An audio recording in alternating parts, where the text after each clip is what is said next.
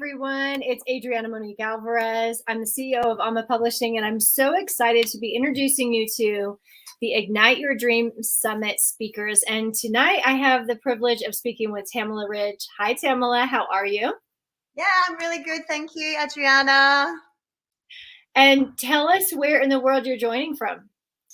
I am from a little tiny alternative country town at the very bottom of Western Australia called Denmark, surrounded by incredible forests and beautiful beaches. And I live in a little heaven on earth, pretty much. Yeah. Yes.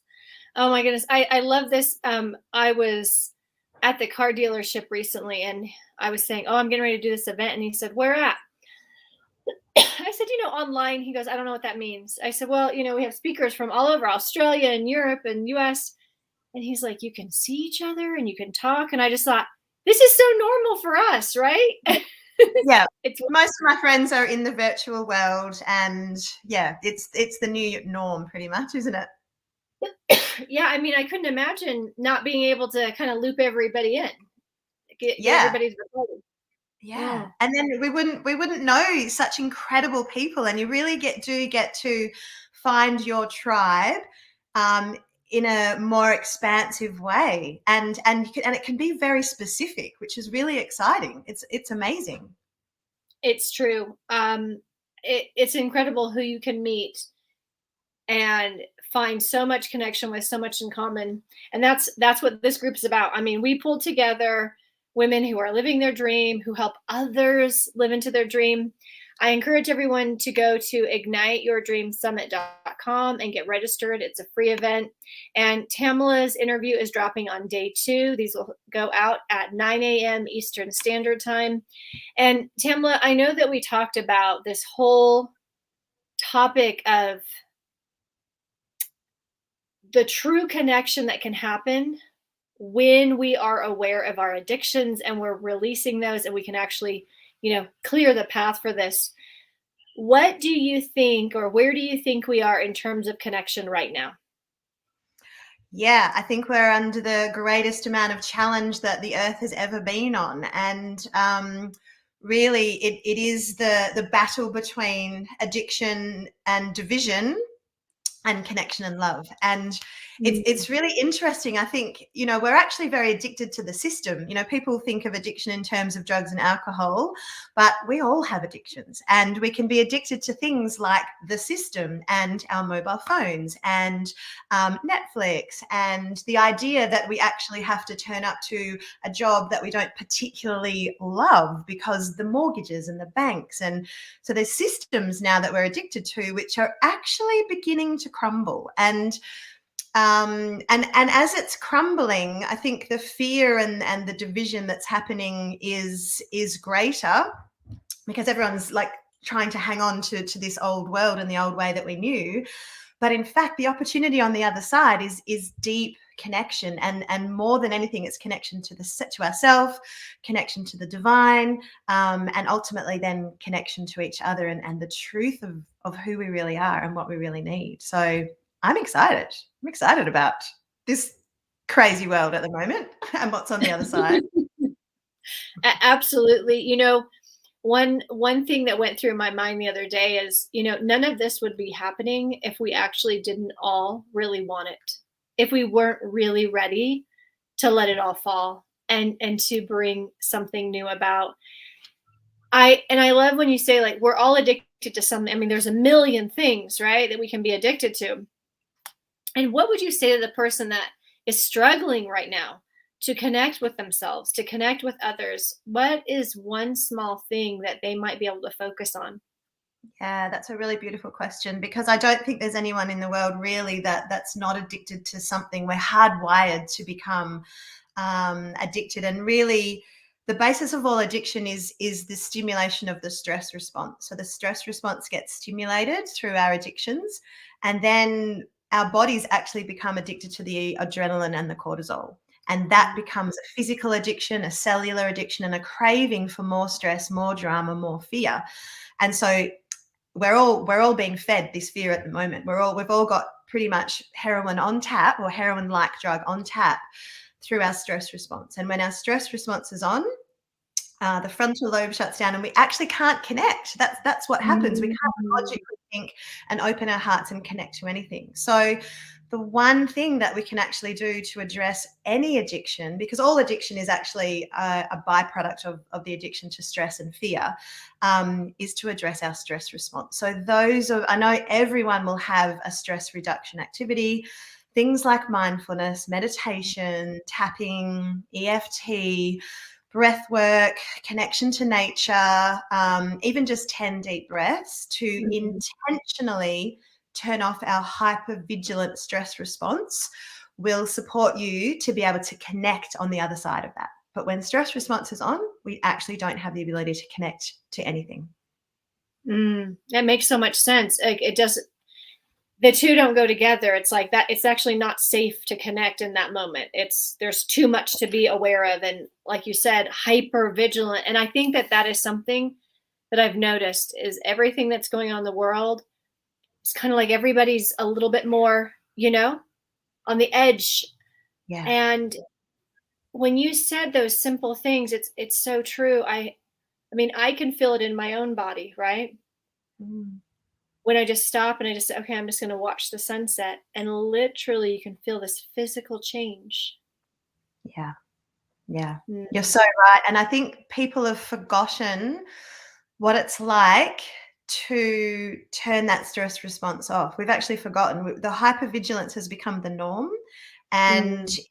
it is the thing that leads to most other illness is the hypervigilant stress response. And so practicing and having intentional activities to remind ourselves that it is safe to stop and breathe and even watch a sunset, it actually takes work. It takes rewiring. It takes practice, because our primitive body says it's not safe. It's not safe to stop and to turn off because there's so much coming towards us, little mini dinosaurs everywhere, that if our body thinks, if I turn this stress response off, I'm literally going to die. That's what our body. Mm. So very, Mm. very, very important to have the intention to find ways that you feel safe. Yeah. Mm. Yeah. So beautiful. And I mean, this is important not only for us, but also for our children, right? Because we, that's a big part of our job right now is making sure they feel safe and that they know how to feel good in their own bodies. Mhm. Yes, absolutely. Absolutely. And I'm so glad you mentioned that because it's everything, because they're watching us. They're born into our family unit, and depending on how stressed that family unit is, informs them and programs them to what level their stress response is just going to be on. Like that becomes the normal default setting. So as a family unit, or if we're single parenting, it's really important that the best way we can support our children is to work on ourselves. Always. The best way we can work on our community or the globe, the human existence in general, is to work on ourselves, because that affects everything. Absolutely everything else. We're very busy projecting out there and thinking they should, and we should be doing that over there. But it's the internal journey that is the most important thing. Always. Mm. Mm. Yeah. Absolutely. And I love that. It's true. It's like, if I can make changes here, if I can have mindfulness here, this out here is Yeah. is just fine. It's taken care of. Mm. Yes. Yes. Tamala, I know that you came into this work because of your own journey, your own childhood, your own addictions. And what would you say to that person that is battling their own demons right now? And so the idea of even dreaming seems ridiculous because they might be going through so many huge life challenges. What would you say to that person? Yeah. Oh my God, I've got goosebumps. That's such a beautiful question. And I think too, a big part of my healing journey was that I stepped up and out into the role of support for others at a time when I didn't feel that I was completely healed, or that, that I had everything together. And, to be of service is of such great potential for ourselves and others. And as mothers, and I work particularly with other coaches and professionals and leaders to support them to continue to clear their own addiction so that they can hold space for others with a greater degree of integrity.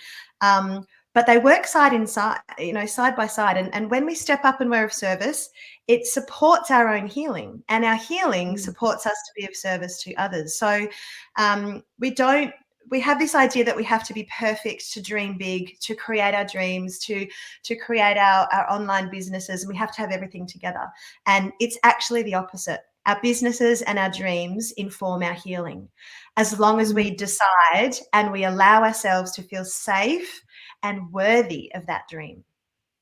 The free will and the choice to say, you know what, I'm worthy of having that, and I'm going to do whatever it damn takes to get there. And it's a journey, it's a process, and it will take time, but it's the intention and the commitment first, and the willingness and the allowance to dream, because that's why we're here, to create heaven on earth. This is how do we get there? We got to keep going. Yeah. Absolutely. And that's such a good point. I'm worthy of the stream. I honor the stream. I honor that it's within me. And it's sort of like that, once I lose weight, I'll go to the gym type of thing. Sometimes it's easy to think we have to get it together first, Yes. And then that becomes our own worst enemy. And that's what keeps us stuck. The idea of perfection. I'm not perfect. You're not perfect. None of us are perfect, but we're all having a good time along the way. And we all make mistakes. And we all fall in the mud, and we all get back on. And that's part of the journey. And interestingly, when I did work in drug and alcohol for many years, the idea that that I was going, or anyone was going to stop their addiction overnight and that was recovery and never use again, is a complete fallacy. So it's about learning, falling off the wagon, getting back on. And the idea of recovery is that the spaces between when we fall off the wagon gets a little bit longer. And then when we do fall off and we're rolling around in the mud, we get back on a little bit quicker next time. That's it. It's as easy as that. So we don't put too much pressure on ourselves. We just focus on lengthening the time between, and that we decide not to just roll around in the mud forever and go, oh, we'll stuff it. I'm here now. I'm not getting back on. Like, that's it. That's the process of recovery. It's an absolute journey. Yeah. Yes. So true.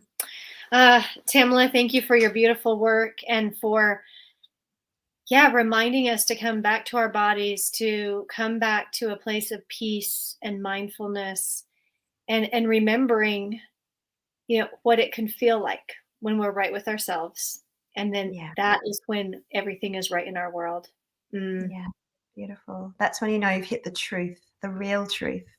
When you hit that spark of light, that happiness, that's the truth. Everything else is an illusion. Absolutely. Absolutely. Go to igniteyourdreamsummit.com, get registered. You're going to want to hear Tamala's interview. You're going to want to reach out to her, connect. When you get to know Tamala and the work that she does and what she helps facilitate, it's just so incredibly dynamic. I mean, this is how we heal the world. And it seems so cliche and so big, but it really is. This is what it looks like. So I invite you to connect with her and learn from her journey. It has not been a perfect one, but it's absolutely stunning to watch. Thank you so much, Tamala. Thank you. Thank you so much for having me, beautiful Adriana. Thank you. Absolutely. I'm going to go look at the moon, and then I'm going to go be with my boys. All right. We'll see you at the summit. Bye.